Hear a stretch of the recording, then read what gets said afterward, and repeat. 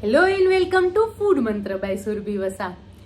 પર્યુષણ નજીક આવતા જાય તેમ તેમ આપણા ટેન્શન વધતું જાય છે કે ભાઈ બહુ બધી તૈયારીઓ કરવાની છે અને એ તૈયારી ક્યાંથી શરૂઆત કરવી ને એની જ ખબર નથી પડતી હોતી. તો આજે હું તમને એમાં કંઈક મદદરૂપ થવા આવી ગઈ છું.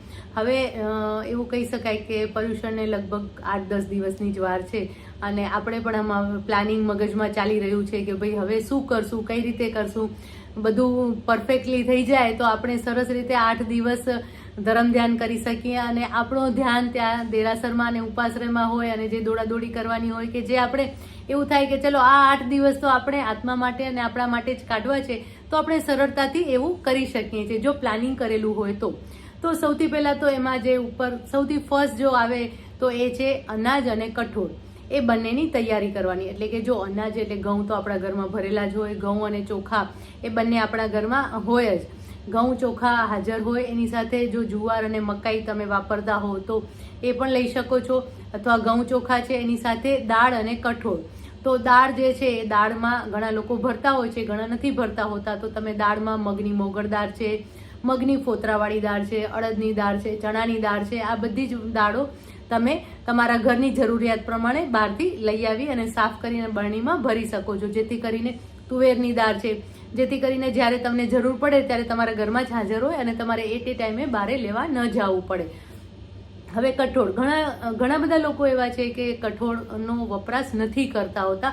એકચ્યુઅલી કઠોળનો વપરાશ નથી થતો હોતો, પણ મગનો વપરાશ થાય છે, મગની છૂટ રાખતા હોય છે.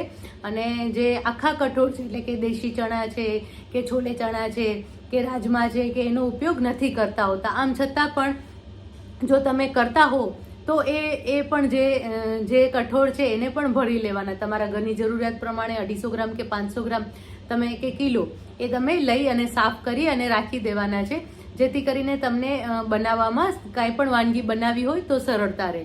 તો સૌથી પહેલું કામ માર્કેટમાંથી આપણે અનાજ અને કઠોળ લાવવાનું કરવાનું છે.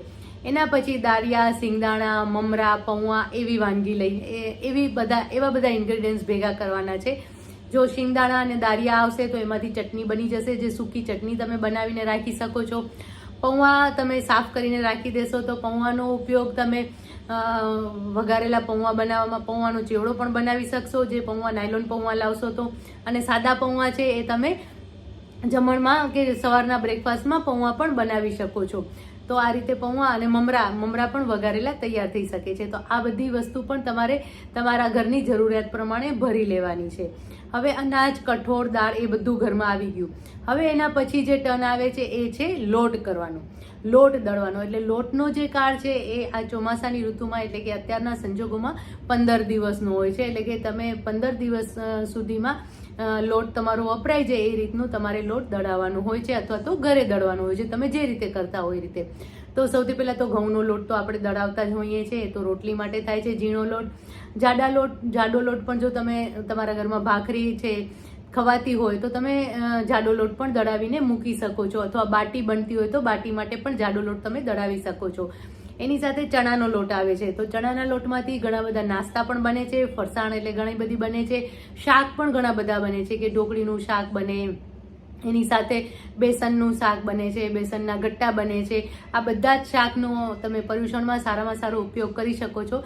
એટલે ચણાના લોટનું પ્રમાણ થોડુંક, એટલે ચણાનો લોટ થોડો વધારે દળાવીને રાખવાનો છે.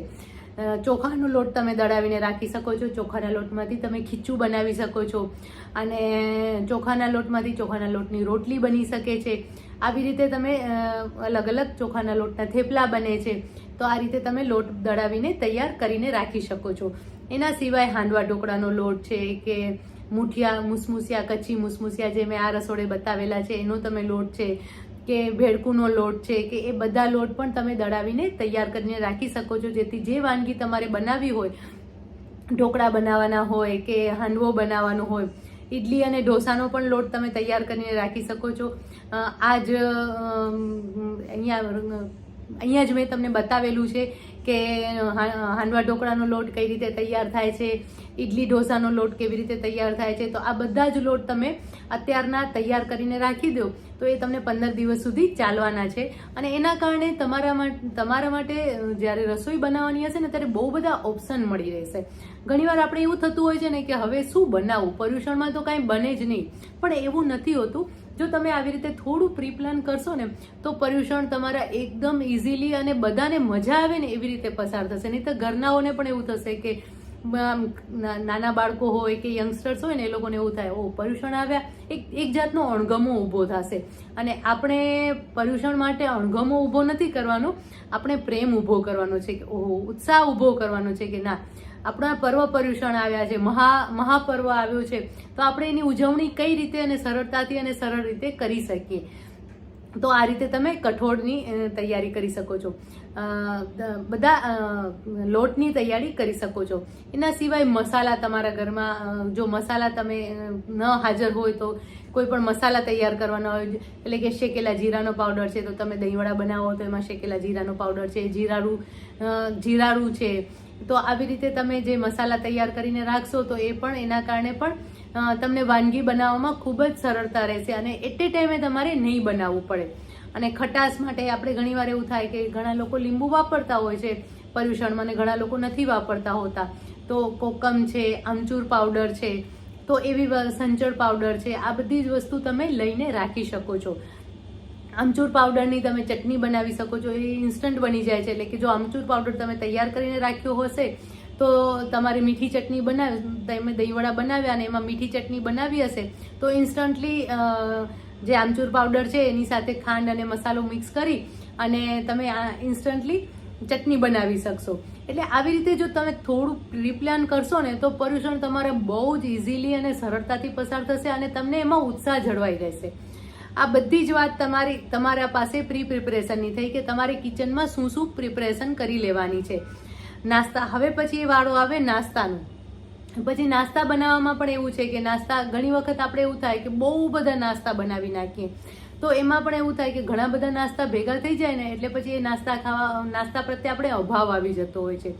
નાસ્તા જ્યારે પણ બનાવો ત્યારે પણ એવી રીતે ધારો કે તમે સેવ કે ગાંઠિયા કે લકડિયા કે એવી રીતે જે બનાવતા હો તો એ મમરા સાથે તમે સેવ ખાઈ શકો, પછી તીખા ગાંઠિયા બનાવી શકો છો, એની સાથે તમે ફરસી પૂરી બનાવી શકો છો અને પાપડી છે કે ગાંઠિયા છે કે એવી વાનગી પણ બનાવી શકો છો. કે વણવાની તમે 1 કે 2 વસ્તુ બનાવો કે જેમાં તમે થેપલા બનાવો, એટલે કે કડક થેપલા બનાવો, દાબેલા મસ્ત મજાના એવા થેપલા બનાવો તો એ પણ બહુ જ સરસ બને છે. અને એની સાથે ફરસી પૂરી છે, બાજરીના વડા છે, કડક જે વડા આવે છે એ વડા બનાવી શકાય છે. તો આવી ફરસાણ તમે થોડી વેરાયટી માટે તમે પસંદ કરશો ને, એટલે કે સેવ બનાવી, બાજરીના વડા બનાવ્યા, પૂરી બનાવી અને ગાંઠિયા બનાવ્યા, આ 4 વસ્તુ જો તમે બનાવશો તો પછી એનાથી વધારે ક્યાંય જરૂર નહીં પડે, કારણ કે બધાને પસંદ આવે એવી વસ્તુ તૈયાર થઈ જાય છે. બાળકોને પૂરી અને વડા ભાવતા હોય છે, વડીલ છે એ લોકોને ગાંઠિયા ભાવતા હોય છે, સેવ છે એ બધાને પસંદ આવે છે કે ભાઈ મમરા સાથે પણ તમે ખાઈ શકો. કોઈ વાનગી બનાવી હોય તો ઉપર છાંટવા માટે પણ તમે પૌવા બનાવ્યા હોય તો ઉપર સેવ છાંટીને પણ તમે ખાઈ શકો છો. અને એ જે દરેક તમે જે ફરસાણ બનાવો ને એની ક્વોન્ટિટી બહુ વધારે નહીં બનાવવાની, કારણ કે જો બહુ વધારે બનાવશો ને તો પર્યુષણ પછી પણ એ વસ્તુ ચાલશે તો તમને નહીં ગમે.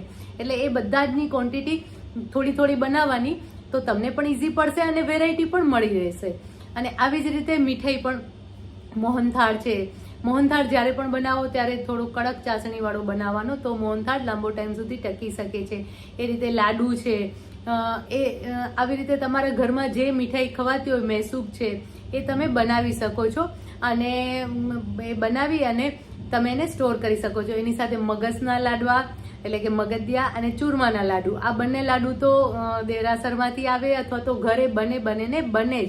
અને આ જે લાડુ છે એ લાડુ તમે 8 દિવસ માટે ખાતા જ હો છો. હા, હું આપવાની જ છું તમને મગજના લાડુની રીત, તો તમે બનાવી જ શકવાના છો ને બહુ જ ઇઝીલી ઘરે બની જાય છે. તો આવી જ રીતે તમે મગજના લાડુની રીત છે જ તમારી પાસે.